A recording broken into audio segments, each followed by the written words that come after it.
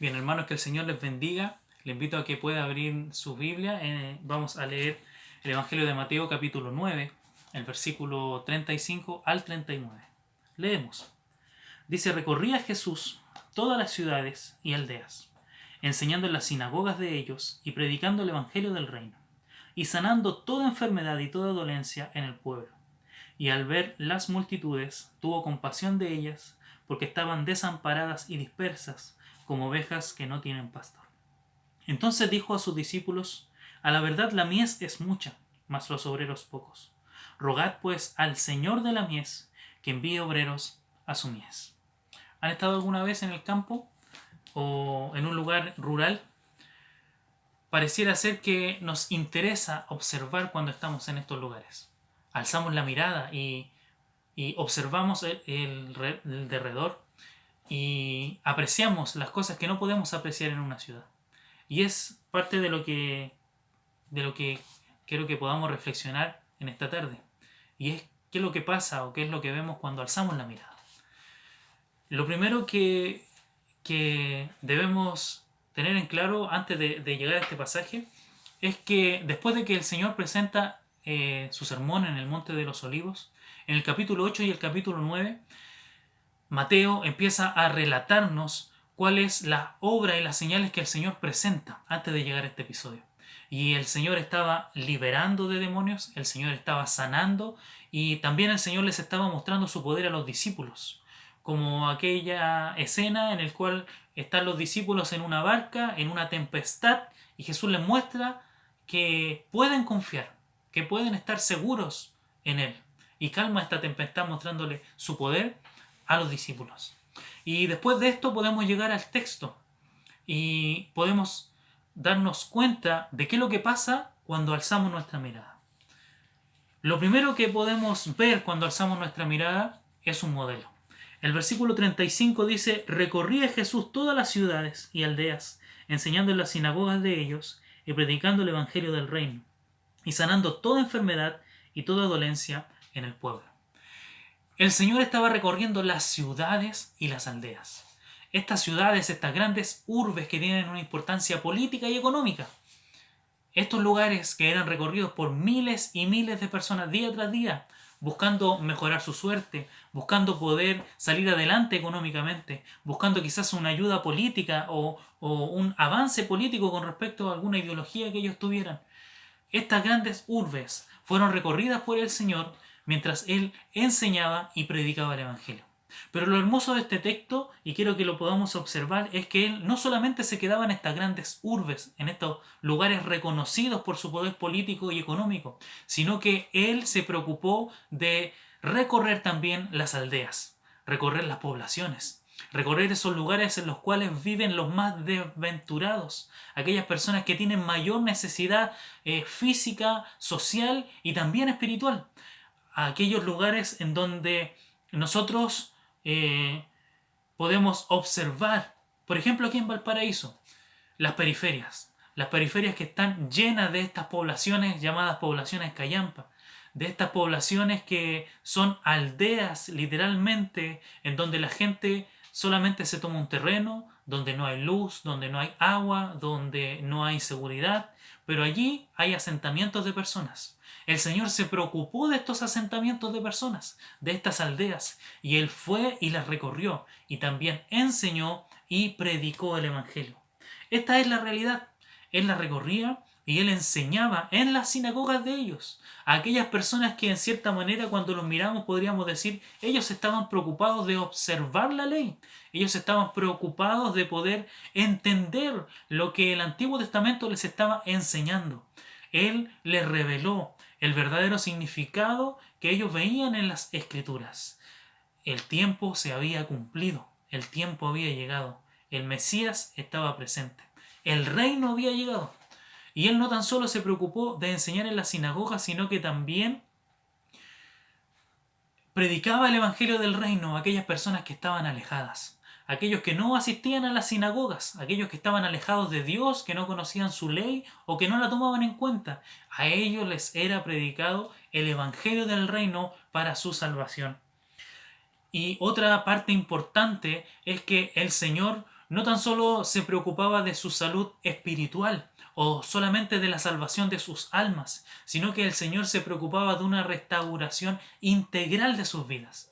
Si bien estas liberaciones de demonios, estas sanidades, eran señales de aquello que era más importante, también era parte de esta transformación integral que Jesús estaba presentando a través de su evangelio.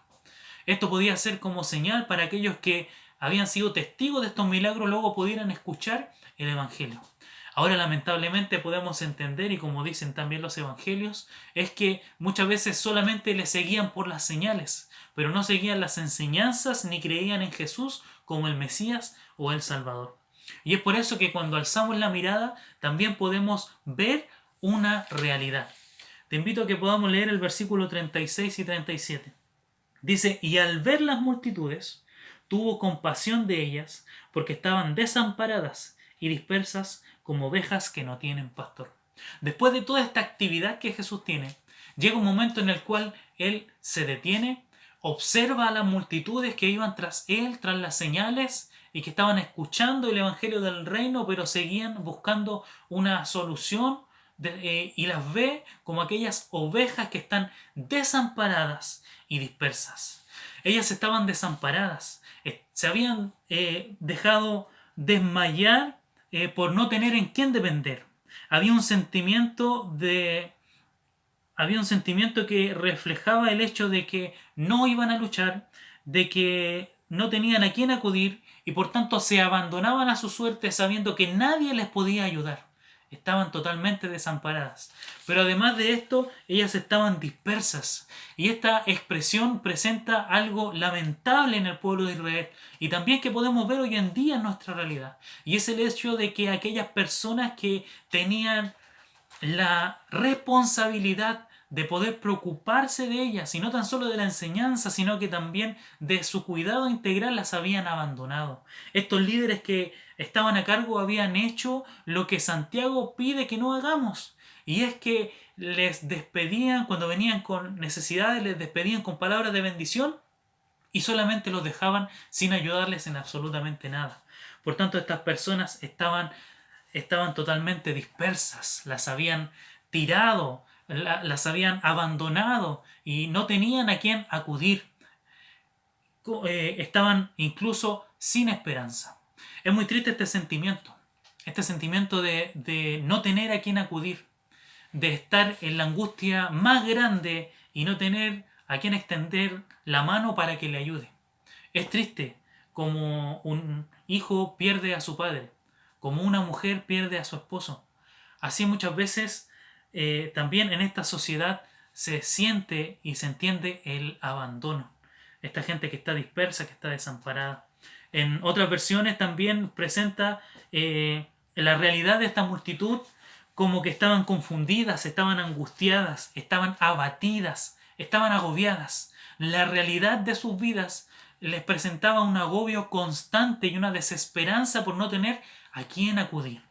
Y en el versículo 37 nos menciona y dice,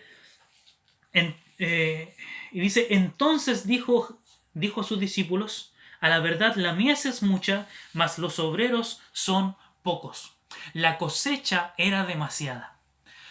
La mies era mucha. Y por tanto eran muchos, como dice en otra versión, eran muchos los que necesitaban entrar en el reino de Dios. Esta era otra realidad. La mies, el trabajo, la cosecha era demasiada y habían pocos obreros. Esta es una realidad que también es constante. Hoy cuando vemos la necesidad de la gente, cuando vemos esta realidad de que la cosecha es demasiada, de que el trabajo de la predicación del Evangelio es demasiado, también podemos observar y podemos decir los obreros son pocos. Por tanto, nos presenta una realidad de una desesperanza total de la humanidad, pero también nos presenta que hay pocos obreros que están respondiendo a poder ayudar, a darle solución a esta desesperanza. Y es por eso que cuando alzamos nuestra mirada, también podemos escuchar un llamado. Y eso es lo que dice el versículo 38. Dice, rogad pues al Señor de la mies que envíe obreros a su mies. Ante las situaciones de urgencia, ante las situaciones de peligro inminente o ante las situaciones de emergencia, naturalmente nosotros estamos acostumbrados a poder responder activamente con acciones, si pudiéramos decirle concretas, pero que no están pensadas. Muchas veces no nos preocupamos de cuáles serían las consecuencias de aquellas cosas a las cuales, como estamos respondiendo a alguna emergencia. Pero aquí el Señor no nos llama a un activismo por ser activos, sino que el Señor nos está llamando a una confianza. Él nos llama a confiar en el Señor y nos dice: rueguen al Señor de la mies, al Señor de la cosecha, que envíe obreros a su mies. Ante esta realidad pareciera que la solución es una respuesta inmediata. Pudiéramos terminar lo más rápido posible con este problema. Pero el Señor nos dice que nos detengamos. Él nos dice que nos detengamos y que oremos. El Señor nos está diciendo que no vayamos inmediatamente a realizar la obra, ni vayamos y busquemos a los más calificados o a los que nosotros tengamos en consideración para poder enviarlos a la obra. No, el Señor nos pide que confiemos en Él, pero sobre todo que podamos orar, y pedirle al Señor que envíe obreros a su mies. Hay un llamado a dejar de ser espectadores pasivos de la obra de Cristo. Los discípulos hasta ese momento estaban siendo espectadores pasivos. Estaban viendo cómo el Señor actuaba, cómo el Señor sanaba, cómo el Señor liberaba, cómo el Señor les libraba de esa tormenta. Hasta ese momento estaban siendo pasivos y el Señor nos llama a dejar esta pasividad. Hay un llamado a contemplar la necesidad que Jesús mismo contempla, que se encuentra entre nosotros. Es necesario ser observadores de la realidad que estamos viviendo. Hoy en día, por ejemplo, en tiempos de pandemia, la realidad de desesperanza de mucha gente, no podemos estar, no podemos estar alejados de esta realidad. También hay un llamado a mirar a estas multitudes que están como ovejas que no tienen pastor. Entonces, el Señor nos llama y nos dice: rogad. Y rogad significa que nos obliguemos a nosotros mismos a suplicarle al Señor, que obliguemos a nuestro orgullo o a nuestra pasividad o a nuestra indiferencia a poder suplicar al Señor que Él envíe los obreros a su mies. Es el deber como discípulos de Cristo pedir a nuestro Padre que Él envíe obreros a su mies.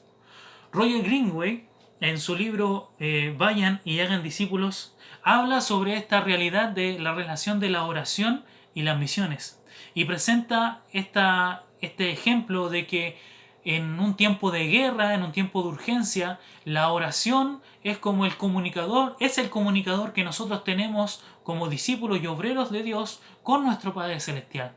John Piper también en Alégrense las Naciones presenta este ejemplo con respecto a la oración. ¿Y cuál es lo importante de la oración? Es que cuando el Señor la contesta, cuando el Señor envía obreros a su mies y cuando su evangelio es pregonado, Él es glorificado. Por tanto, nosotros debemos orar porque debemos poner nuestra confianza en el Señor, pero también debemos orar para que envíe obreros a su mies para que Él se glorifique. En conclusión, entonces, podemos darnos cuenta de que existe un modelo a seguir. Existe también una realidad concreta y palpante hoy en día a la cual no debemos estar indiferentes, sino que debemos estar presentes y conscientes de la realidad que estamos viviendo. Pero también hay un llamado, y es el llamado a orar y pedirle al Señor que envíe obreros a su mies. ¿Cuál fue el resultado de esta oración en ese momento y cuál puede ser el resultado de esta oración hoy en día? Es que el Señor avive y despierte los corazones de aquellos que están orando porque el Señor envió obreros a su mies. En el capítulo 10 vemos que inmediatamente el Señor, después de pedirles y decirles que le rueguen al Señor de la mies que envíe obreros a su mies, Él inmediatamente los manda. Entonces debemos tener esta seguridad clara de que cuando empecemos a pedir al Señor que envíe obreros a su mies, cuando Él transforme nuestros corazones para poder ver la necesidad que tienen estas multitudes, debemos tener claro también que el Señor nos va a ir capacitando para también ser enviados. Entonces, pidámosle y roguémosle al Señor de no ser indiferentes con esta realidad, de poder seguir el modelo que Él seguía, preocuparnos de las ciudades, pero también preocuparnos de los más desprovistos en las poblaciones, enseñar su palabra y predicar su evangelio, y seguir pidiéndole al Señor de la mies que envíe obreros a su mies. Que el Señor le bendiga.